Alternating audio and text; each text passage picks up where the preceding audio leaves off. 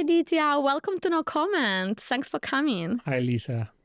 So today, I'm super excited to have you here because you're running a very successful family office that you created by your own, but you started from a traditional finance, right? So my question to you is that what was a moment in your life you understood you could escape the corporate life? Yeah, sure, Lisa. So by background, I'm a lawyer. I moved into investment banking, mainly raising capital for private equity and venture capital funds.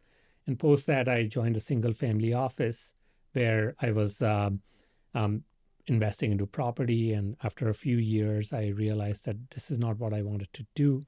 And I wanted to do a VC fund of my own, as I had some friends who were talking about that, and they had brought me some opportunities like Uber, etc., at $1 billion. Oh, I wish. Yeah.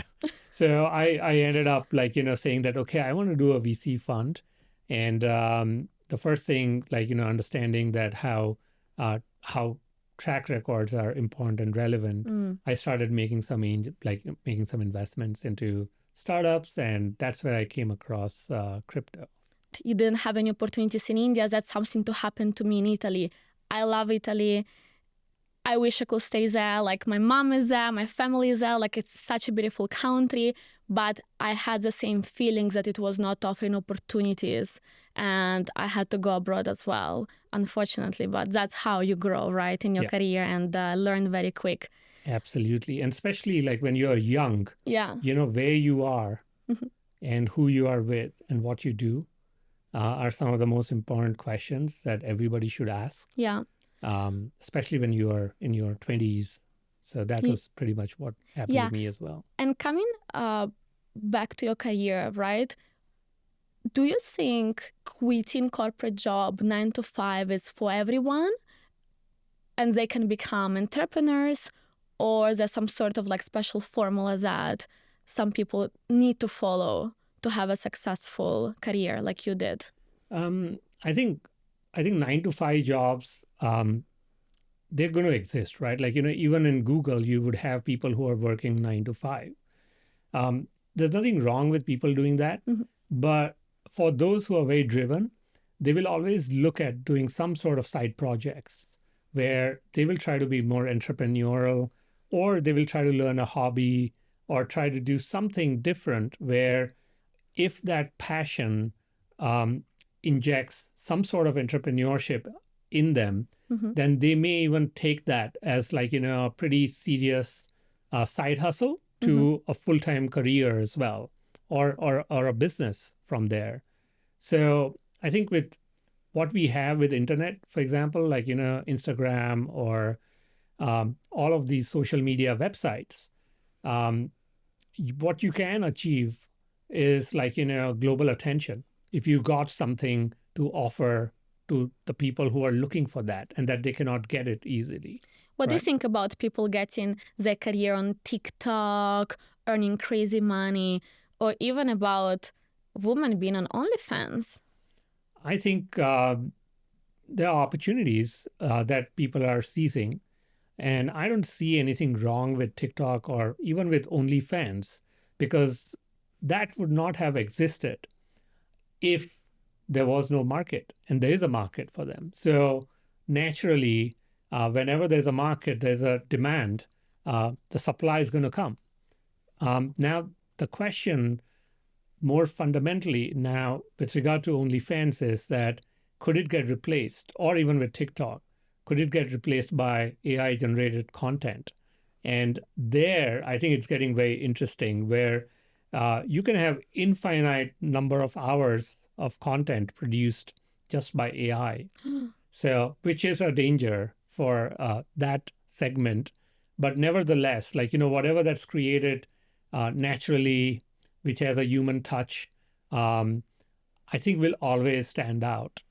And I think the more important bit is we still haven't reached that stage where you have AI generated celebrities. So we're still in that phase where all the celebrities are human, and everybody who is a celebrity do get a lot more of attention, right?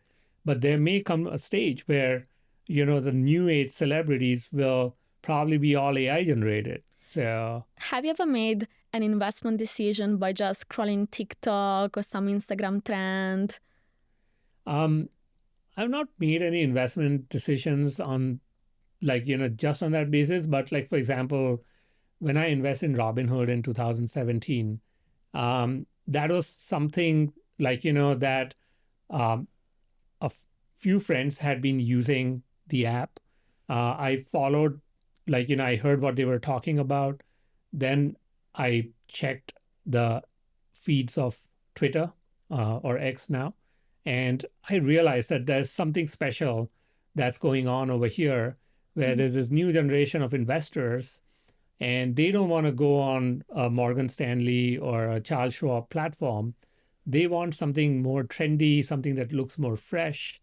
And at that point in time, I thought Robinhood would be one that would be the right fit for that right new generation investors who are looking to buy their first stocks, for example. I totally agree with you. Like, even my generation finds so boring to read all these like long reports that, today are so easily accessible through like website, which is like super great. But I feel like with all the information we are having right today on social networks, it's just so easier to look something like concise, easy on TikTok, Instagram.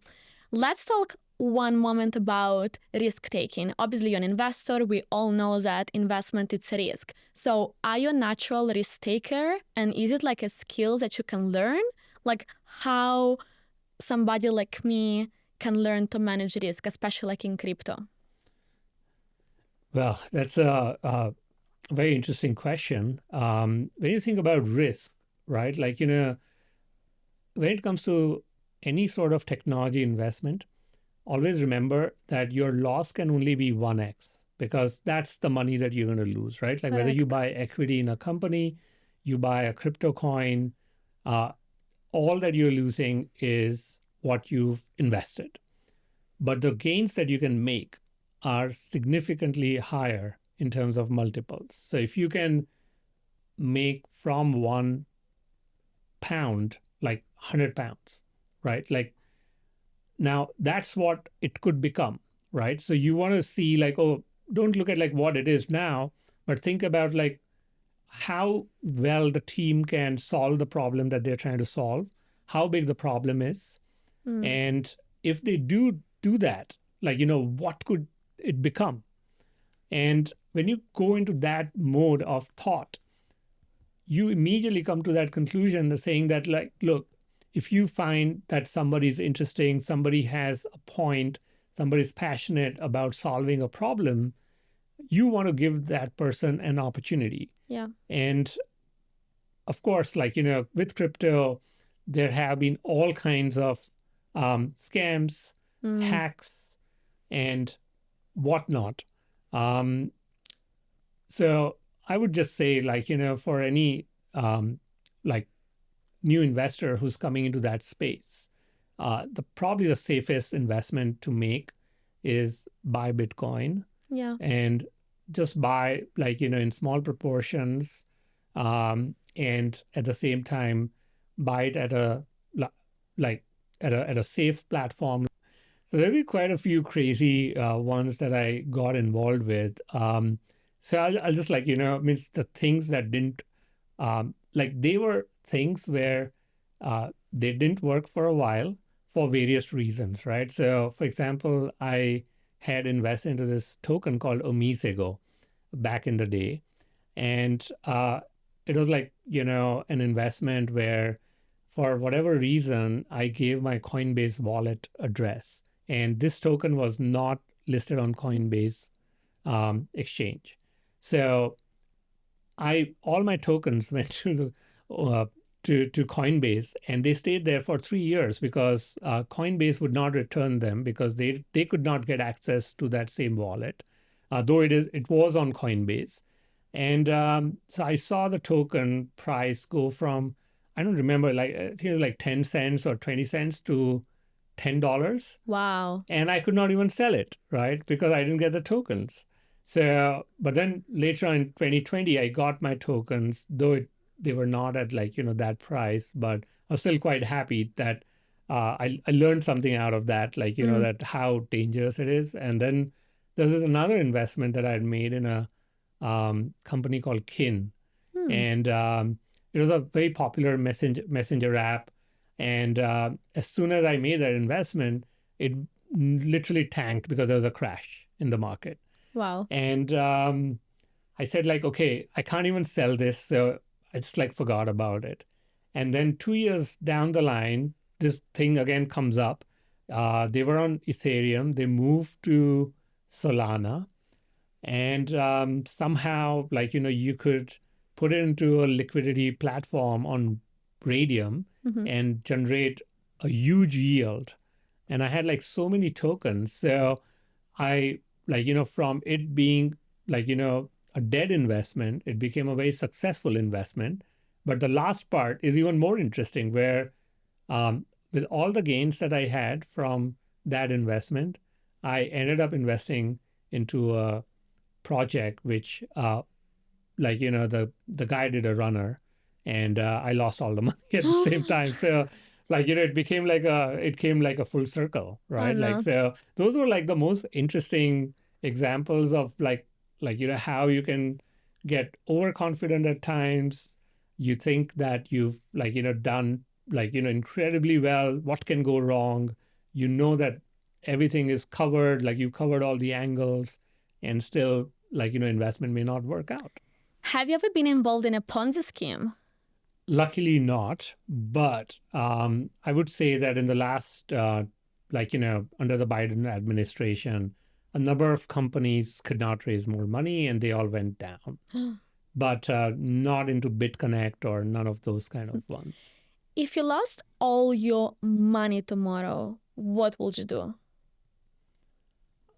I would probably just go back to work, because I think money, like to a certain extent, like, if you have your belongings in cyberspace, there's always that question. And a lot of friends of mine who are not into crypto or Bitcoin ask me that, as to how you're going to survive if something goes wrong with this asset class. I think I'd probably just go back to work, and I have skills like law or investment banking. So probably, somewhere between those two skills, I would probably find myself. And let's say you make your first 10K, 20K, 30K. Like, do you think it's enough to start build your wealth, or you will stay until like a certain amount is made? I think to be content, so if you think about Bitcoin particularly, I regard it as wealth. Like, I know some people who regard their wealth to be in kilos of gold, for example, right? Like they say like, oh, I have got like 50 kilos of gold or 100 kilos of gold, right? And it's like, if you when you try to think about like what is wealth, would you say that having $100 million into your bank account, is that your wealth? Some people may say having 500 Bitcoins. Some people may say 50 kilos of gold or silver. So I think it's very relative. I think you want to be happy, and after a certain point, it doesn't really matter. Yeah.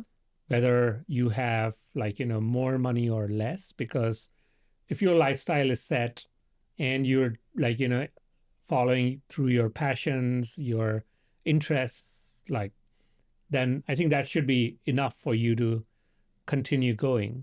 Let's speak about money and happiness. Does money buy happiness? To a certain point, it helps. But beyond that, I don't think it really matters. And all that you want to have is you want to have safety, security. You want to free up your time. So whether I like to do yoga. I spend some time at the gym. I go to an art school once every fortnight.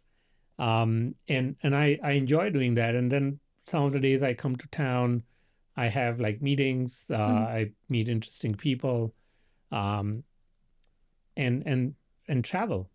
How do you handle jealousy from people who are maybe envious about you making all this wealth and being successful? I I think you just have to ignore them, and like there are enough people uh, who appreciate who I am, and I think it's better to be in the company of people who are positive and who have something that you can gain from, and you can give them something as well, um, and you can compound that with people around you. So you don't necessarily have to have those negative vibes around you, I What do you think. think about all these crypto people who, as soon as they became rich, suddenly over a year or two, they started to buy crazy cars, yachts, traveling on private jets? Do you think it's the right choice? I guess for a lot of people who made money by launching their coins in a very short period of time, yes, they ended up using their wealth in those ways. But most of the founders that I've invested into, they're still very passionate about their companies. They're still trying to make it work. They're still trying to see what comes next for them. So I think the ones who have gone into that, frame of mind, and I think good luck to them. There's nothing wrong in having a big car or a yacht or whatever. But you, I guess, I'm not bent into that. I'm far more humble. I try to, focus on like what interests me, some things AI, for example, is piquing my interest, where I'm figuring out all these different models that are coming through, how one can improve one's not only professional productivity but also personal productivity Yeah. as well. Have you ever felt unfulfilled in your life, even if you made all this money? I would like to do more for sure and help whosoever I can, and I do. But I think we are all trying to find out that um, bit of knowledge that gives us that edge, right, over everybody else. And I spend all my time pursuing that. No matter whether it's in professional life, in terms of investments, or whether it's in personal life, where if I'm passionate about art or whatever, I want to do better for my own satisfaction. Okay, that's very interesting. And what do you think people sacrifice when they start to get overly obsessed with money? Is there anything that you feel like they usually sacrifice in their life? Um, I guess probably a lot of and I'm not I guess there are many crypto founders who are hundreds of times richer than me for sure. Um, and what I found is the smartest people, um, they spend all their time in trying to solve some problem that they come across, and there's always that problem that uh, makes them spend all their time towards it. But do you feel like these people sacrifice, for example, I don't know, integrity or some sort of values? I don't think so. I think the founders that I've backed, they're very nice people.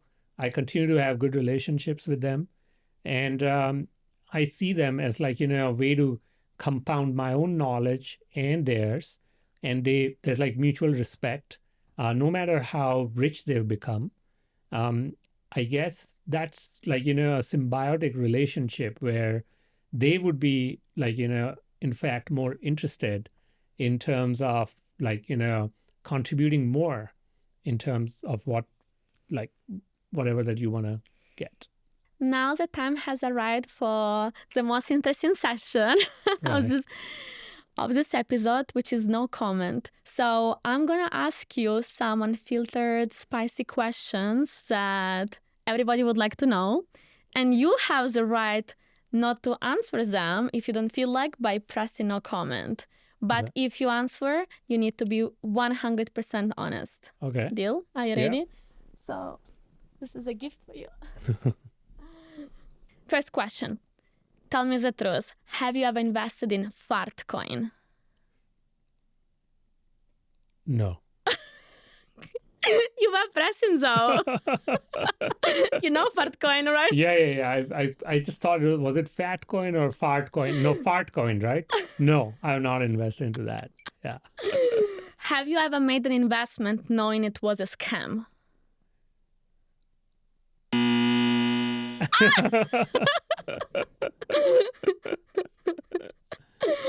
Are you still holding any worthless shit coins hoping they go to the moon? Yes. Which one? There's so many of them. I can't even remember, because every time someone comes up with a new NFT or a new shitcoin, and you want to just have some, even whether they work or not. So. What is the most amount of money you have made in a day? Oh la la. What is the most amount of money you lost in a day? Tell me the percentage at least, like minus. Well, 30% up or down. Wow, Right. that's not bad. What's the dumbest thing you ever spent money on? I don't want to know then. Have you ever hooked up with someone just because they knew you were rich? No. Okay, good for you. Now you need to complete the sentence. The one thing that separates great investors from average ones is? Bitcoin. Ooh. The biggest lie people tell about wealth is?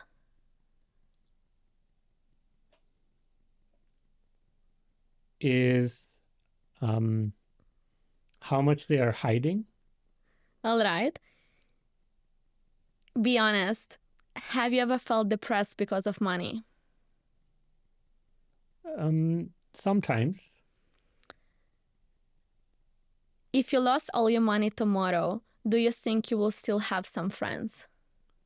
I'm pretty sure, yes.